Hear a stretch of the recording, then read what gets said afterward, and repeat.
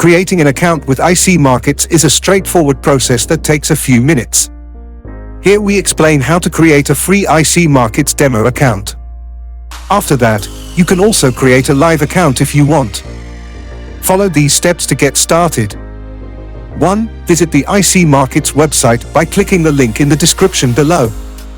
There are different links to use according to your country of residence. 2. Fill in personal details such as your full name, email address, phone number, and country of residence. 3. After that you will receive a pop-up message as you can see, application request submitted. 4. You need to check your email and click the link inside the email to create your password on the ICMarkets website. The password should be from 8 to 15 characters, with both uppercase and lowercase letters, and use a combination of numbers and English letters. 5. Now you are ready to log into the secure area and select the account type between a raw spread, standard, or Islamic account, depending on your trading preferences. If you want to create a live account, you can do this operation from your secure area.